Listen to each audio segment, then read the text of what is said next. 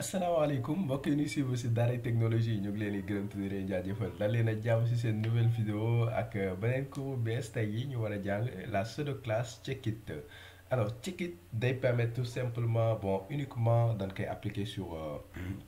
les inputs par exemple input de type radio wala input de type checkbox wala input de type select. maanaam par exemple bu dee da nga am benn checkbox wala rajo wala par exemple select option bu dee selecté nañ ko loolu mooy checkit mooy bu dee da nga ko coché wala par exemple bu dee dafa activé wu. bu dee tey jii par exemple da nga def de type rajo xam nga da ngay bës fii bës mu changé option yi changé n'est-ce pas boo bësee nga sélectionné benn option rek noonu dañuy wax ni par exemple checké nga ko. donc même chose bu dee select option boo sélectionné benn choix rek dañuy wax ni checké nga ko. maintenant dans ce cas mën nga ni bu dee par exemple input bi checké nañ ko dama si bëgg a def par exemple ay utilisation yu spécifique par exemple dama bëgg a changer couleur am wala par exemple dama si bëgg a def par exemple benn affaire de truc. Voilà, donc pour cela donc sans plus tarder on va juste créer ici un fichier boo xam ne dañ koy woowee 3 donc underscore checkit comme ça. Voilà, point html. Alors pourquoi sax may créer fii je pense que lii moo gën a gaaw lii may defaat tout ceci donc damay def CTRL-C CTRL-V uniquement donc def F2 ma change fii 3 ma def tout simplement ici Checkit. Voilà, donc nga xam ne damay amaat lii lépp fii rek laay changer la pseudo classe CTRL-D Checkit. Voilà, donc par contre fii day changer fii aussi day changer donc damay jël yeneen exemple yu bees. Alors donc fii damay juste créer par exemple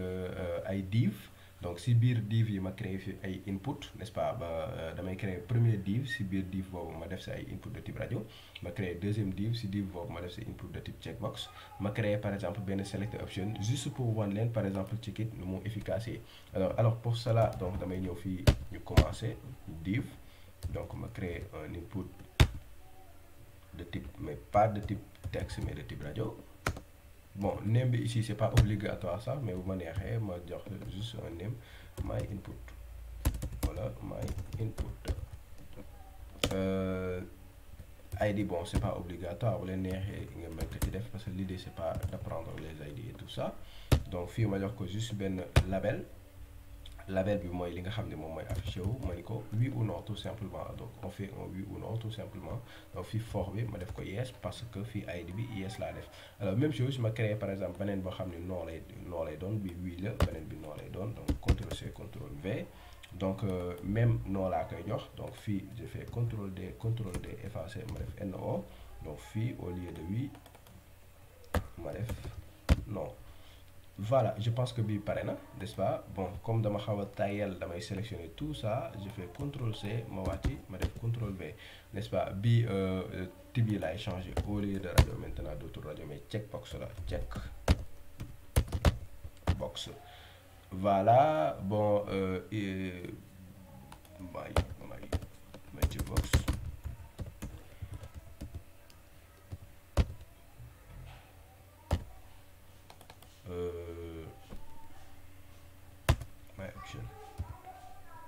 My option CTRL-D CTRL-C vous pouvez mettre tout ce que vous voulez my option à ce niveau là et là me def cocher moi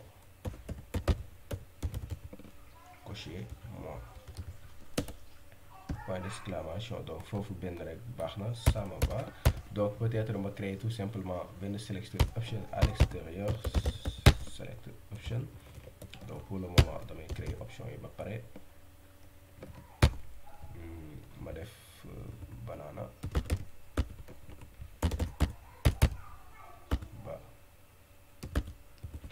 CTRL-C CTRL-V CTRL-V pomme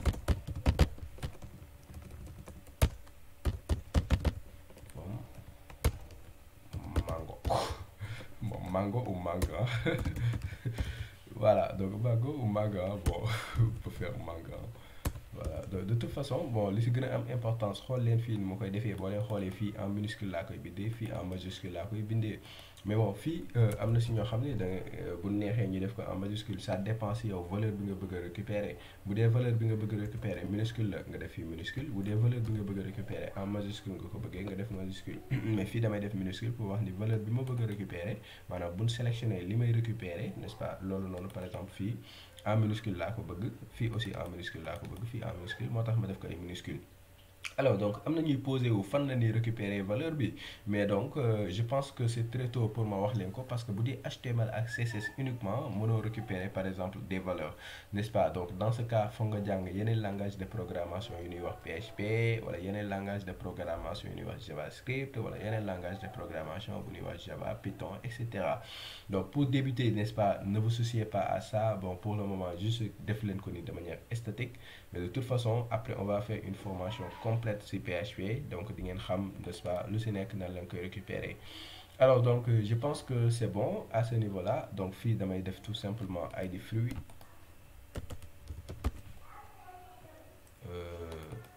name fluid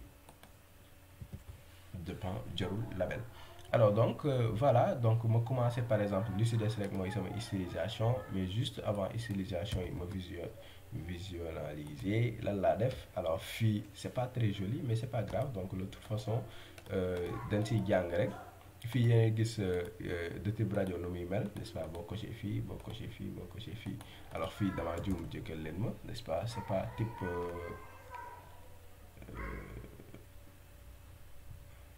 qu'est-ce que j'ai fait checkbox la CH donc c'est checkbox CH voilà donc bu ma actualiser fii boo coché donc case à cocher lay doon yéen gis par exemple nga mën a cocher fii par exemple ay fii mën nga changer voilà fii da ngay cocher n'est-ce pas tout simplement fii da ngay sélectionner maintenant kañ la affaire bi di doon checkit bu ma defee nii rek checké naa ko voilà bu ma cliquer fii checké naa ko fii aussi bu ma sélectionner checké naa ko alors da nga ko bëgg a wax par exemple bu dee da nga checké par exemple mën nga changer tout simplement en fait d'abord bon pour séparer tout simplement élément yi div n'est-ce pas ak select bi mën nañ def fii directement benn margin mën nañ def par exemple sélectionner ma div yëpp virgule ak select yëpp vous voyez pourquoi ma leen doon wax ni pseudo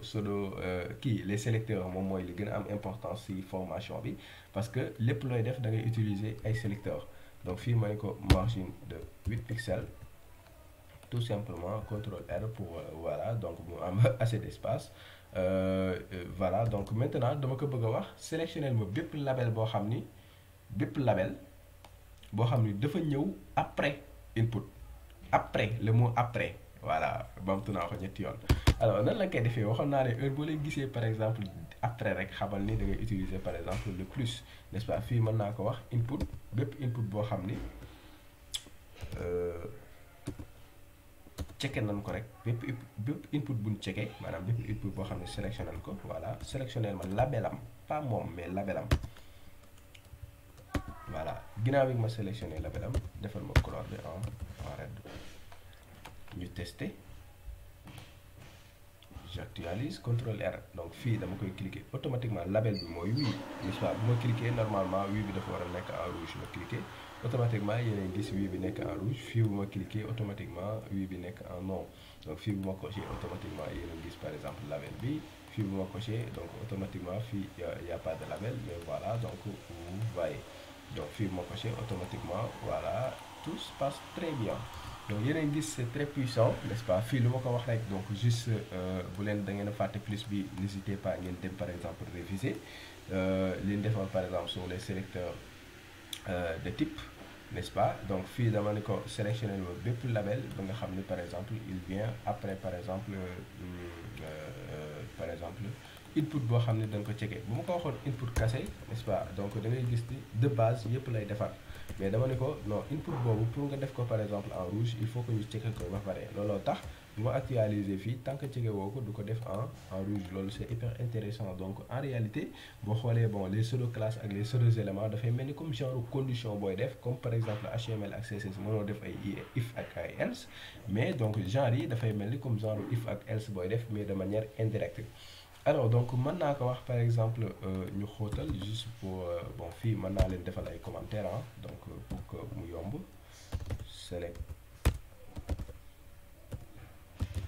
sélectionner tous les labels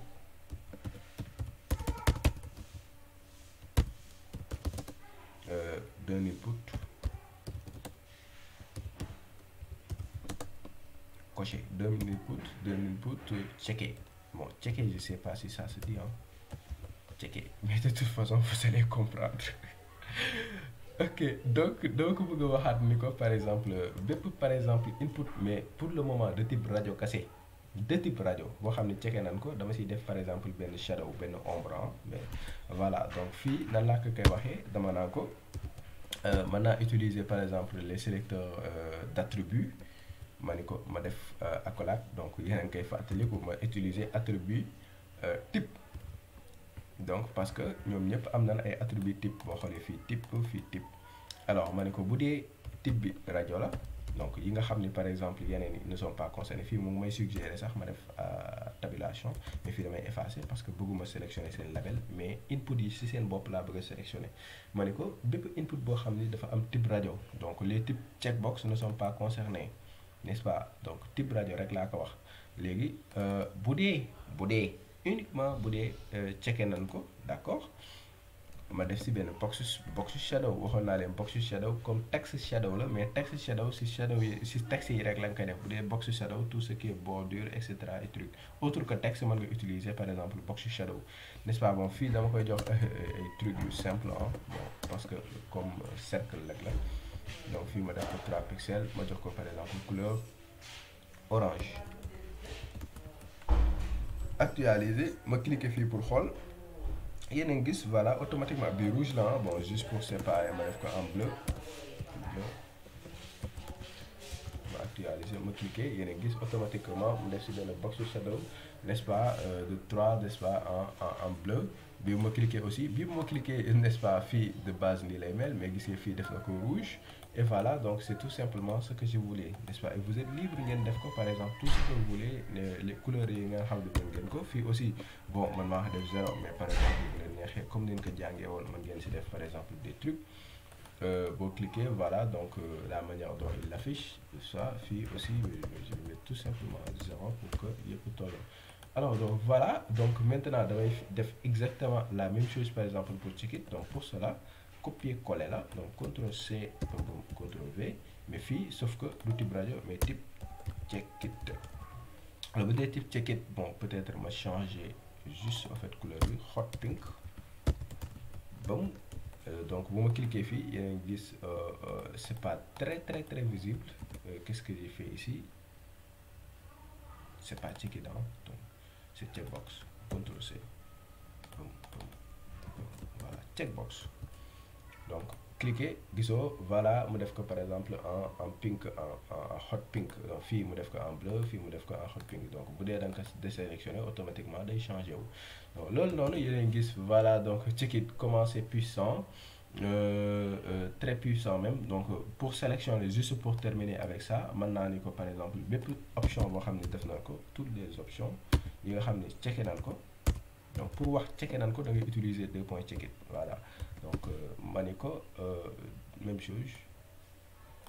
box shadow donc cette fois-ci je vais utiliser la couleur red bon ou bien la couleur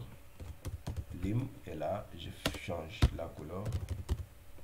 en red tout simplement et là j'actualise n'est-ce pas boum yéen gis par exemple bépp boo sélectionné gisoo bi c'est banana la sélectionné gis ngeen ko dem ko defee en rouge bordure bi feeñul trop mais c'est pas grave gisoo bu ma sélectionné pomme boo ñëwaatee boo changé yéen a ngi gis pomme gis ngeen nu mel bu ma sélectionné mangue boo ñëwee gis yéen a ngi gis mangue nu mel donc voilà sama gars yi lii c'est hyper intéressant hein, n'est-ce pas en fait ça guide n'est-ce pas am na si ñoo xam ne bu ñu koy utiliser seen projet n'est-ce pas ça va être quelque chose de très fun te genre yi daf lay aider après n'est-ce pas nga am flexibilité wu def li nga n'importe quoi li nga bëgg par exemple si say éléments et voilà je pense que vous avez aimé cette vidéo là donc sur la pseudo classe Checkit ma jox leen rendez-vous sur beneen vidéo ñu jàng la pseudo classe default